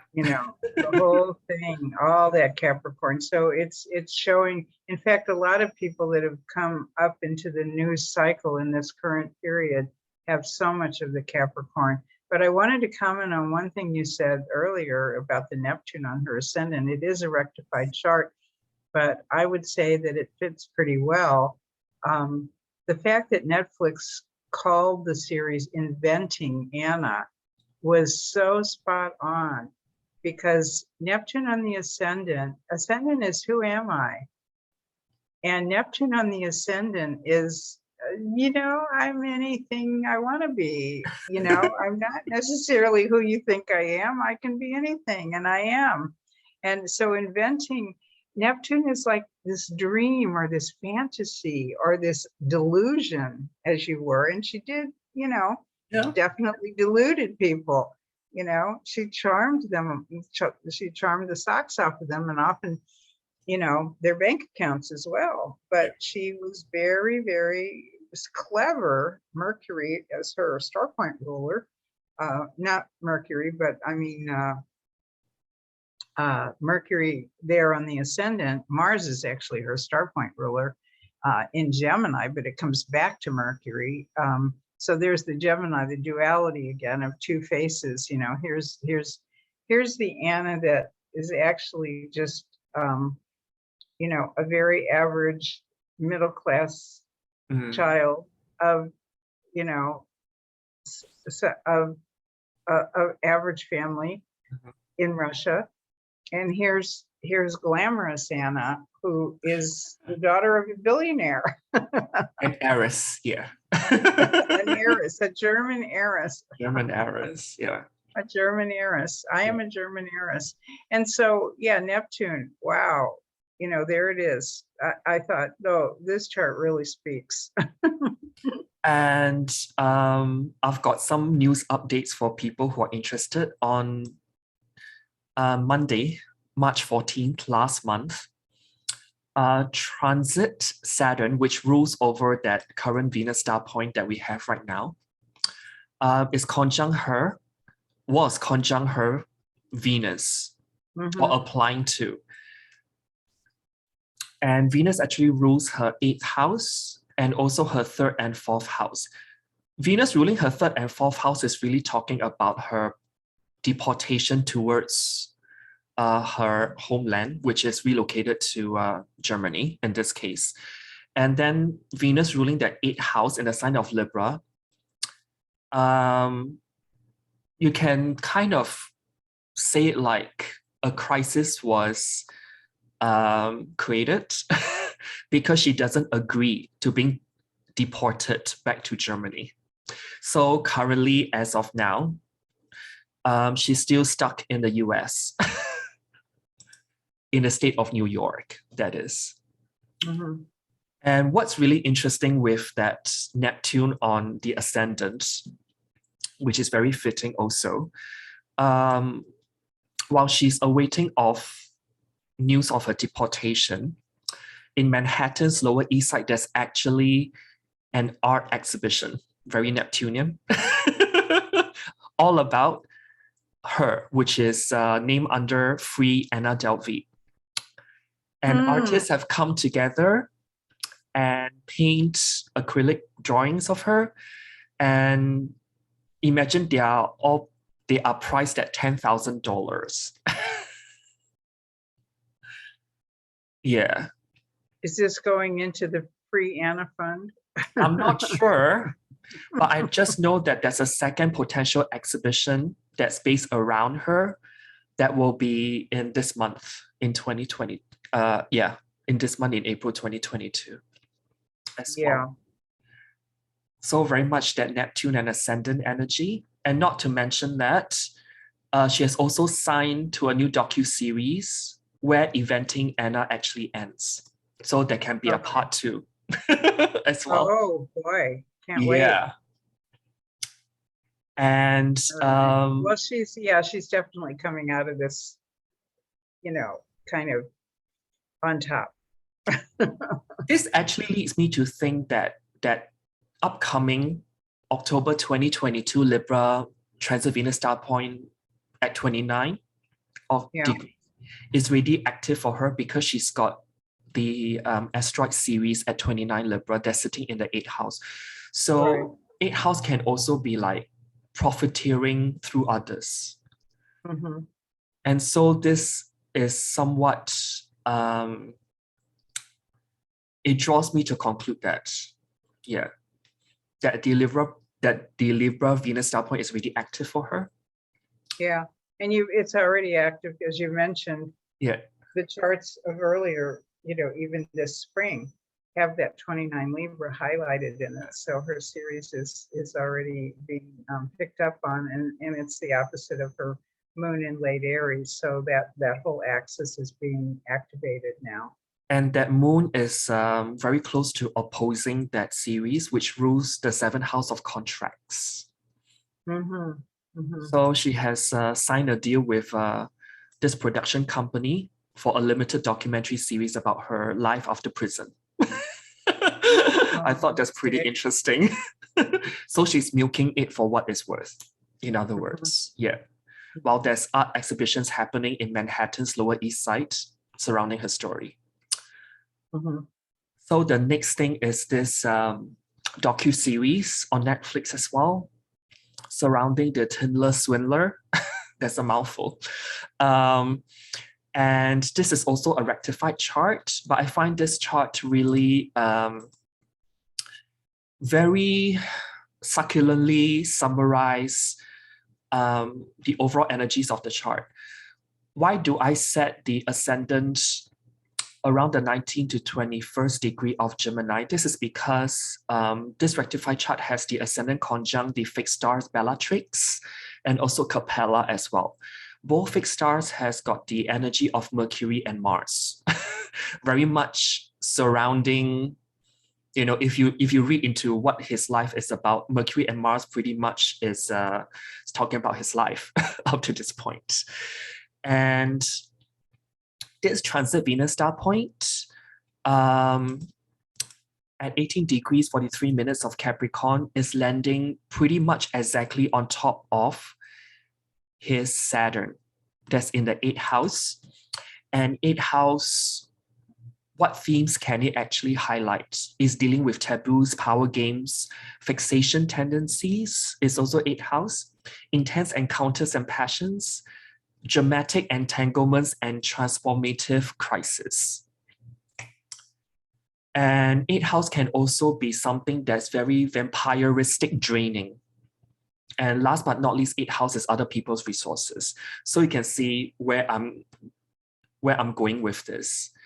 And 8th house is also your legacy that you leave behind. And he's forever remembered of being the star or the topic of interest for this docu-series on Netflix. Mm-hmm. And he's a 9-degree Scorpio Venus star point. He's actually a 28 degrees 35 minutes Capricorn Venus star point. Oh, is he Capricorn star point? He's a Capricorn. Okay. Yeah. I misread that then. Yeah. So 1990, 27 September 1990. Capricorn. Although he's due for a change. Oh, yeah. So that's what happens. It changed to Scorpio. It changed to it. In his life. And this is a good example of how one star point progresses to the next. Doesn't happen too often. But if you're born near the change of the star date, he was born September 27th. The star date changed November 1st. So it changed to 9 degrees of Scorpio. His sun is at 4 Libra. So if you do the math on that, when he was age 35, his star point changed from Capricorn to Scorpio, 9 degrees, age 35. And that will happen in a few years' time. Yeah. That will happen. It hasn't happened yet. He's now 32. So right. 3 years. Yeah. Okay. So it's changing as we speak, actually, because it starts to show its influence a few years before. Yeah. by progression. And then in the Because progress, as you you can, know, when both Venus and the Sun get into the next sign, it's already showing up in the next influence. So if you did his progress chart, you would see that the Scorpio energy is already there. oh yeah, when he reached age 26, that's when the progress sun roughly hit zero, Right, zero Scorpio first, and then with Libra following next. right, exactly. Yeah. Mm-hmm. What's really interesting is that after this docu-series came out for him, of course, there's a lot of accusations and a lot of like criticisms and a lot of like shade being thrown, towards him and the roasting. But then he has recently signed with a talent agency based in Los Angeles, and he hopes to write a book, host a podcast, to offer dating advice, do's and don'ts, and also star in a show in which women compete for his love.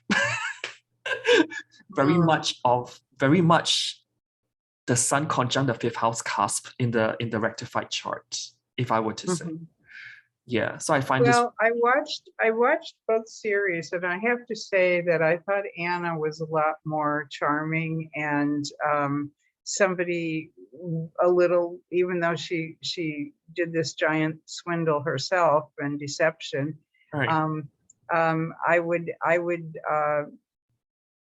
there was something more authentic and redeeming, I think, about her and her vision and so forth of what she wanted to do, even though certainly it was still a swindle like him. Yes. I thought his was just really sleazy. He came off to me as just a real sleaze bag that I can't understand exactly what his charm was all about. But I certainly feel for those victims, the three women that were presented in the series, as of how they fell for him and how actually they haven't been remunerated at all. They're still paying off their debts. They're still, so I hope some of that money comes their way.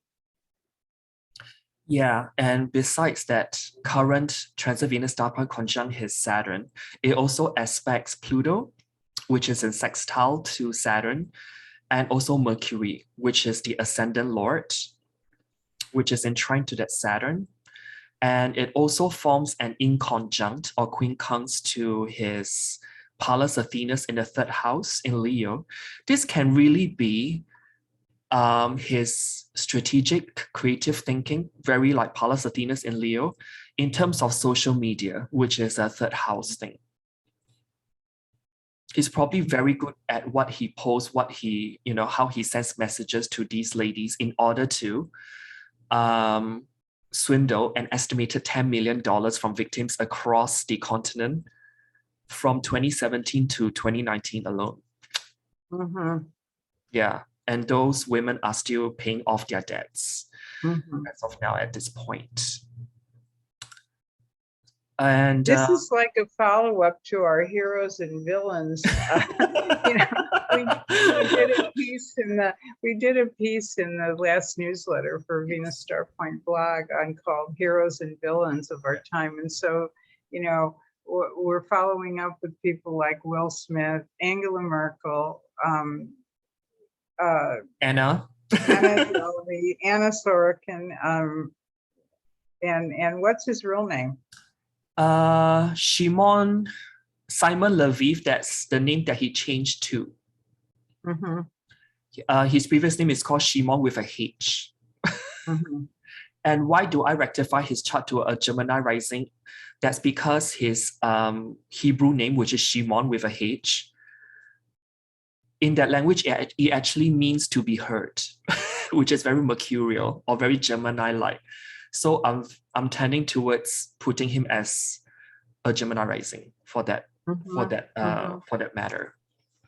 And what's funny? Kind of like Anna, they both have Mars in Gemini, his in the 12th. So again, pretending to be someone you're not, this dual identity. Here's the person you see on the outside. Here's who I really am over here.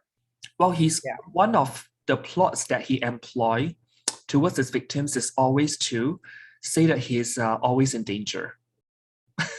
He sends out messages, Gemini, to say that he's in danger. Yes. Oh, right, right. Mars in the 12th. That's good. In Lurking, in some Gemini, kind of danger lurking behind the scenes, you know. and it's almost like he's about to be assassinated in some way, shape, or form. And is that Mars in exact in conjunct or quincunx to Neptune in the 7th. Yeah. Like his life is always in danger, inverted commas. Mhm. Mhm. And for him, I also find that the upcoming Libra Venus star point is really active for him because he does have natal Chiron in the late degrees of a cardinal sign in his second house. And when that Libra Venus star point comes in, or before it actually comes in, it has really formed that square kind of energy or tense, challenging aspect towards his Chiron in his second house. Mhm. And I associate this with him being sued by the real life Levy family. The Levy family is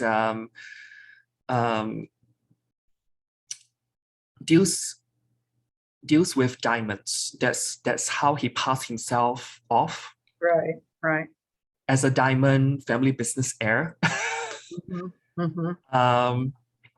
And the family is actually suing him for impersonating their name and using it to build up his own image. So they Mhm. filed a multi-million-dollar lawsuit against him in Tel Aviv, Israel. And that's for defamation, invasion of privacy, and also breach of trademarks and impersonation. Mhm. That very much. Well, certainly they can afford to have expensive lawyers. Yeah. One thing though, because he legally changed his name to Simon Leviev, good luck to kind of set your case up in order to get him prosecuted from that. Well, maybe not. They can't. Okay, they can't go after the name if he legally changed it, but they certainly can go after the fact that he was impersonating, Yeah, that being the son of that family. yeah, because in fact, because that was a lie. That was to be associated with that family in any way. If you think about Chiron is the outsider, Cancer is the family, an outsider to the family. So in fact, he's got no relation to the Israeli diamond tycoon family whatsoever.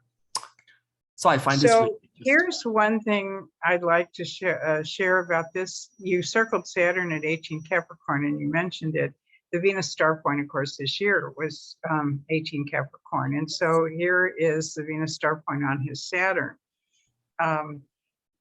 You know, Prince Andrew had the same thing. We mentioned in that blog we did on the Venus Star Point newsletter, we talked about, you did a really good piece on Prince Andrew's chart.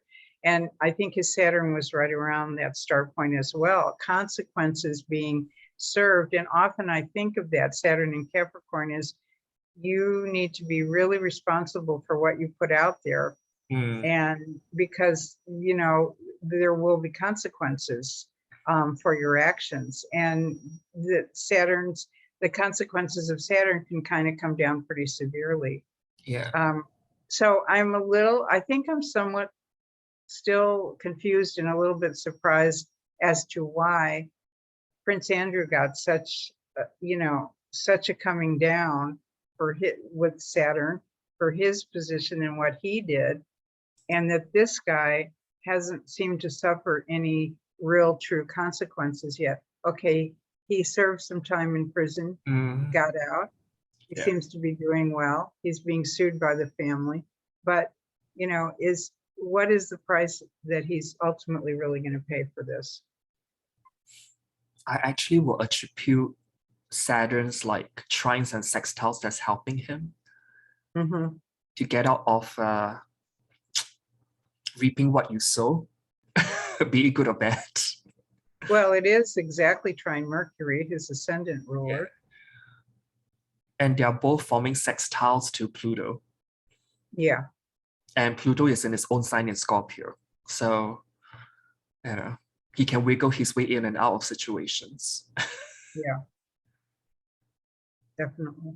Yeah. And Interesting. very interesting. So now let's switch gears and move on to one of our departed astrologers in the field, Alan Oh, Oken. yes. He actually passed on 5th or 6th of March of 2022, depending where you are.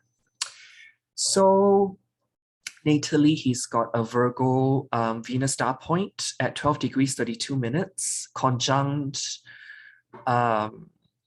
Chiron in his 10th house, opposing Venus in the 4th house, and it's squaring his moon and Vesta in the 7th house in Gemini. So it's a mutable square that's highlighted over here. And so that's, you know, he's an astrologer. He's like a spiritual guru. You know, he does what he does for a living and all those things. And the current transit Venus star point at 18 degrees 43 minutes of Capricorn activated his Jupiter, his Saturn and Vesta, and also Mercury. So we've got the planet Mercury, which rules Gemini, Mercury ruling over his Vesta and Saturn. That's the main thing via rulerships I want to mention about. This is because the official cause of his death is through COVID. And hence, the planet Mercury, the sign of Gemini, which rules the lungs and respiratory system, comes into play here. And what I find very interesting is that the asteroid Vesta is involved here. This is because usually when I see endings and beginnings, usually in some way, shape, or form, Vesta is involved, because Vesta is the eternal flame, is the hearth. But then, particularly in his case, is tied together with Saturn. So it's almost like the eternal flame is somewhat distinguished. And it's in the 7th house. 7th house is where the sun actually goes to, metaphorically, die, because that's where day becomes night. So I usually associate 7th house or planets in the 7th house activations as potential portals of transition. And that's on top of the 2nd house as well, because the 2nd house is 8 houses away from the 7th. So it describes the death process from the flames, the sun's rays being put out, so to speak. So the 7th house and the 2nd house are both naturally Venus root houses. Just put it out there. And transit Saturn, which rules over that transit Venus star point currently, has just opposed his natal Jupiter. Jupiter. I was just looking at that. I think right around the week he died, Yes. that Saturn was opposite Jupiter. And Jupiter in his natal chart rules the 2nd house, which is 8 houses away from the 7th. Also represents a form of like a portal of transition that's opened up to him over that time. Not to mention that there's also many other indications, like the South Node crossing his ascendant. Yeah. Neptune opposing his part of fortune. And wasn't there an eclipse right on that degree recently? What sign and degree would that be? That 24 Scorpio Taurus axis. That's coming up in the middle of May. Yeah, coming up. Okay. That's coming up here.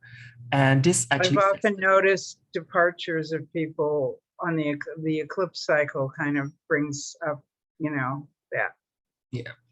And transit Uranus is trine his natal Chiron with transit Chiron quincunx his natal Chiron. So you got Chiron and Uranus by transit, both aspecting his natal Chiron. Very telling, and also his natal Venus star point, that is. What else can I, and transit Jupiter was in the middle degrees of Pisces. So it conjunct, activated his natal T square that was highlighted by his natal Venus star point as well. So fourth house can be sink to the ground, metaphorically to be lowered to the ground. So there's just a lot of converging themes of him being offered that portal to transition. Yeah, I guess you say the most respect, with the most utmost respect pertaining to that. So let's move on to the next chart, which is Elon Musk's third baby mama. I think that's the best way I can put it. Because Elon has a lot of kids, and Grimes is, baby mama number 3. And when I looked at Elon Musk's chart, the third committed partner, when I count committed partner, I don't just count like dating casually, those who have kids with Elon, and Grimes is number 3. So I'm looking at Elon's 11th house cusp, which represent the third committed partner. And the house cusp actually starts in the sign of Taurus. So it's Venus ruled. And Taurus is a very musical, artistic sign, and Grimes is a musician by profession.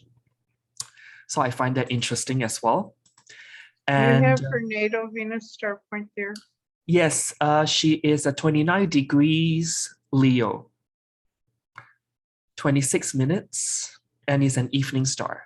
And that resides in her natal 9th house. Okay. Yeah, and so it's close to exactly opposing her natal series in the 3rd house at 29 of Aquarius. Conjunct Mercury, which I find interesting that you called her the baby mama. That's so serious, Mercury. And Ceres is also motherhood as well. And she has a, I think, this is alleged because I don't want people to come after me, but there's allegedly a string of Reddit posts under a pseudonym, very fitting for a Sun and North Node in Pisces in the 4th house energy. She allegedly is her who posted regarding her struggles with Elon, and also the difficult pregnancy that she underwent carrying their first child. Yeah. So what else do I have to say? With that 18 degrees 43 minutes transit Venus star point in Capricorn, this actually is within 2-degree orb to conjunct her exalted Mars in Capricorn in the 2nd house. And when I think about the 2nd house, is 8 houses away from the 7th. And she just announced that she's gotten she basically birthed her 2nd child, which is represented by the 7th house cusp via surrogate. And when I actually look at how this can be shown via this activation, if I look at the ruler of the 7th house cusp for her, which is Venus in this case, it is 12 houses away from the 7th, and it is forming an opposition to Pluto. And that Venus and Pluto opposition are forming trines and sextiles to that Mars, which is activated by that transit Venus star point, which is close by Neptune. This actually leads me to think that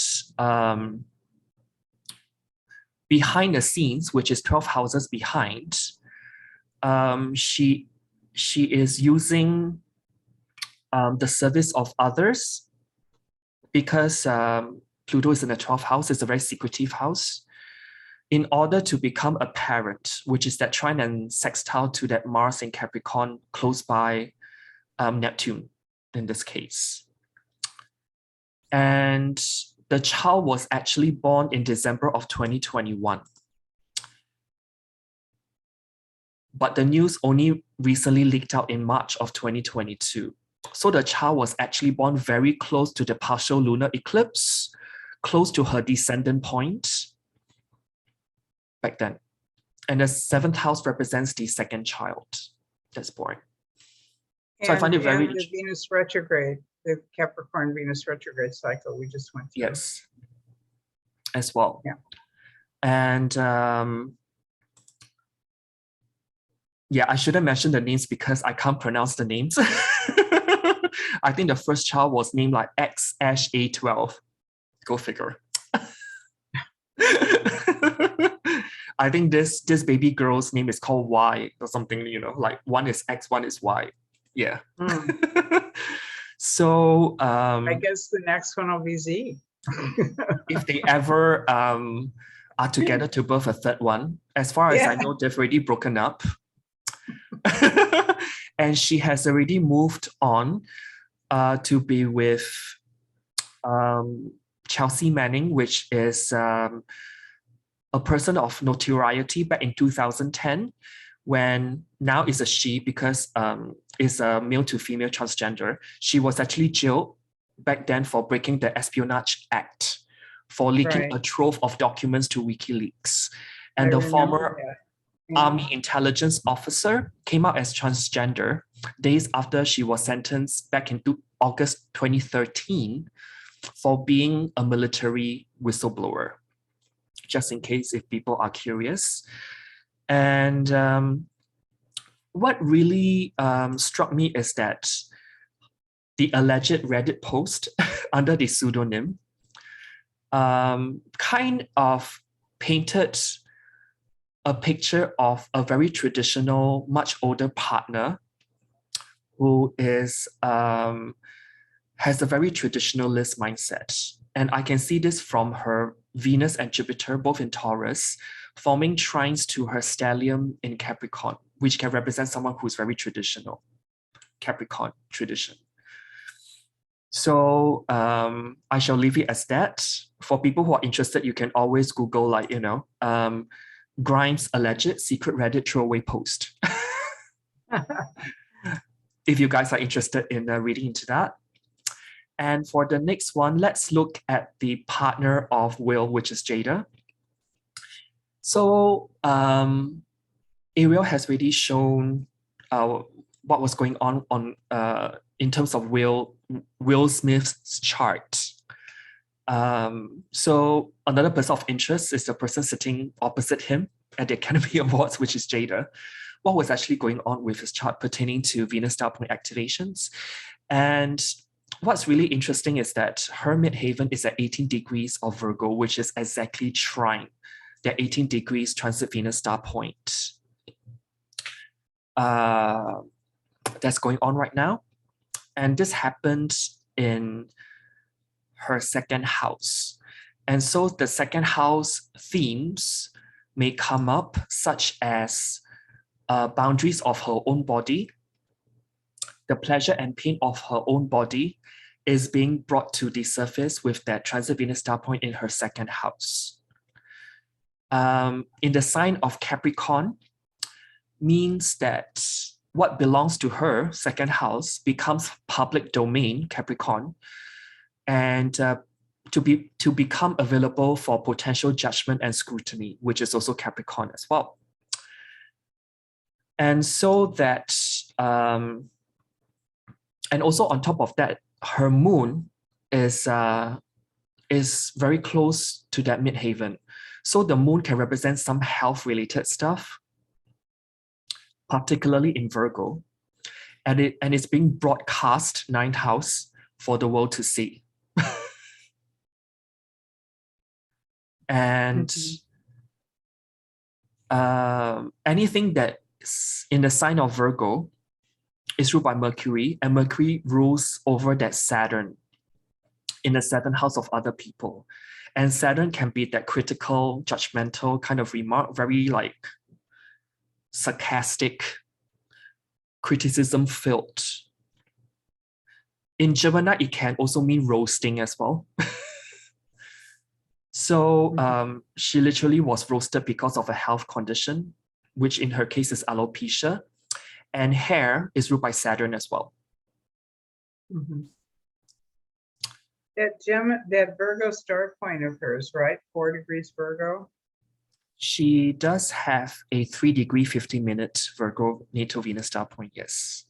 Yeah, so I round that up to 4. It's obviously the guardian ruler of the star point is Mercury, and it's conjunct Mercury and Juno, and it's in a pretty close mutable T-square with Saturn in the 7th and Jupiter in the 1st, well, in the 12th, but just above the ascendant, and Neptune. So that's quite a configuration there. Yeah. But with the star point and the star point ruler being with Juno, that's one thing pointing to the partner, her marriage, which has been a big discussion for her over the years. It's been a big theme for her over the years. And then having Saturn in the 7th besides, Gemini's also, Mercury's also the ruler of Gemini. So when you have, you know, Mercury is the kind of key planet here in the chart, you know, we have, you know, you and I talked about this before. Saturn in the 7th house is often a situation where you work very hard at maintaining your marriage, no matter what, you know, who you're married to or what kind of situation you're in or what kind of resources you have available to you. Saturn in the 7th house is always going to be a work in progress, something you're learning how to perfect. Now, on the side of Saturn, it is, so to speak, exalted in Libra, which is in a natural 7th house, which means it comes to its greatest, an exaltation is like it receives its greatest honor or high achievement marks for working through a marriage, for a long-lasting marriage that works out. And so I think also because Saturn, for most people, is such a sensitive point for them, that she's working at it very hard to try to maintain this, whether it's real or an illusion of a long-lasting working marriage. But then, as you mentioned, there's all these things stirred up inside and all the things that Will is dealing with too, and who's really the power behind the throne here. You know, it's pretty obvious who is, and that comes with its own problems in marriage, especially when the woman is the one that's, you know, considered the, you know, and yet there's not any reason to believe that Will, from his own success and notoriety and position of power in his industry, doesn't hold a fair amount of power too. But what I'm talking about, not so much, you know, in the world, I'm talking about with each other here. You know, what are they, you know, what are they dealing with? What are the inner dynamics of this relationship? And definitely it's a work in progress. Yes, and honestly, when I look at her chart, the other chart that her chart reminds me of is Kris Jenner of the Kardashians. And this is because of one of several things.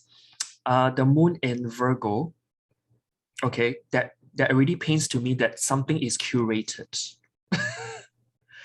And on top of that, she's got Sun, Pluto, and Venus all forming, be it out of sign or in sign, sextiles to Jupiter and Neptune, technically still in the 12th house. And also, Pallas Athena's is angular in the 7th. So there's something strategic that she's projecting out there in the world. So all this leads me to think that what you see isn't what you get pertaining to the family unit, how it's presented to us in public. So Donnie, if you're comparing her to Kris Jenner, and we know what happened to Kris Jenner's husband, are you making any similar predictions here? Well, you know what? Because the next transit Venus star point is at 29 Libra, right? 26 minutes. It's close to exactly within a degree squaring her 8th house series in the sign of Leo. So I don't know if some secrets will be leaked out in that case. And series is in the sign of Leo, which is love affairs. Mm-hmm.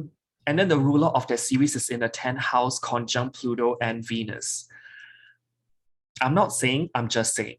Well, yeah, I mean, the eighth house is what we work very hard to keep secret. Yes. And it's when transits occur, or eclipses occur, anything occurs to it, and it gets activated. Often the secrets come out, they're exposed. And Sun is usually referring to the husband. Pluto and 8th house is anything taboo. And we are talking about a third person in the wheel here.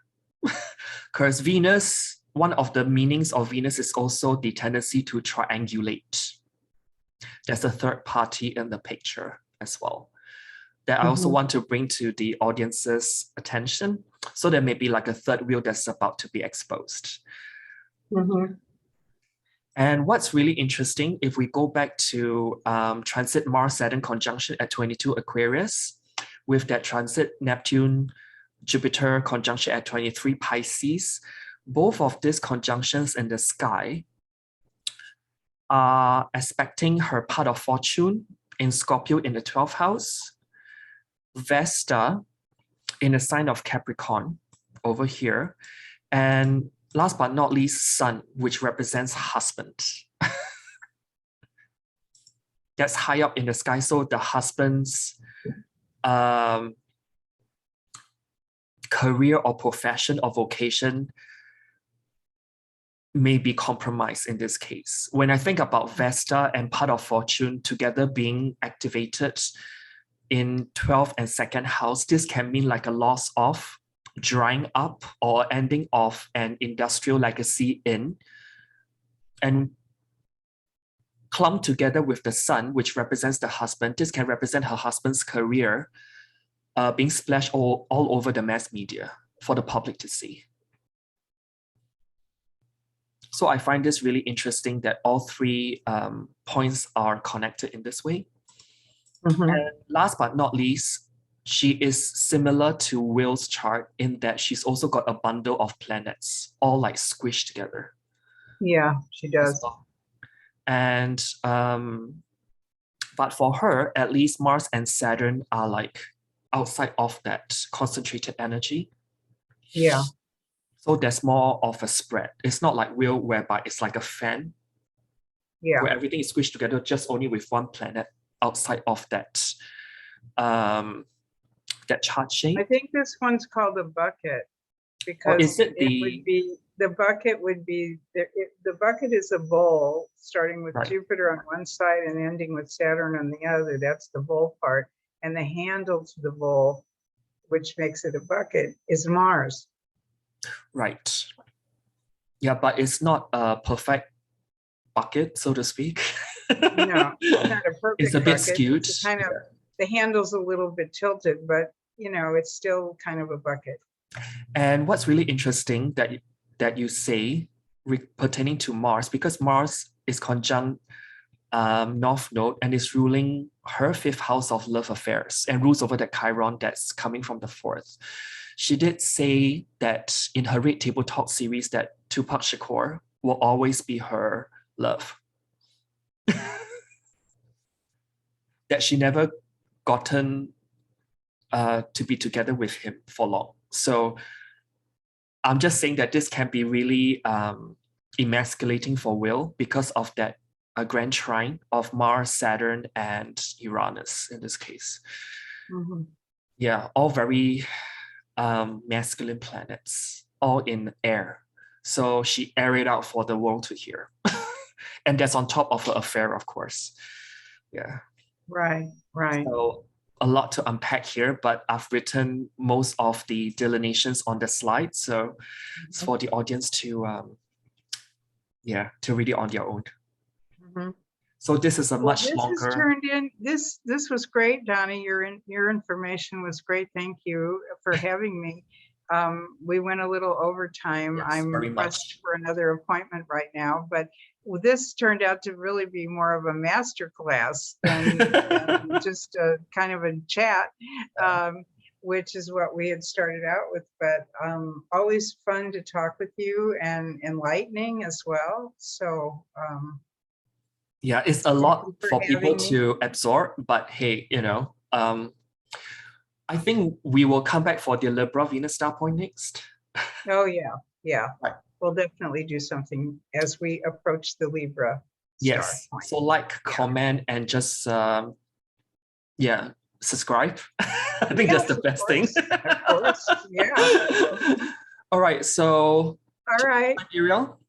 Thank you so much again. Glad to be here, and hope the audience has enjoyed all the teachings and interesting information that we have presented today. Yes, that's a lot to absorb. So for now, okay. bye. I'll talk to you soon. Bye.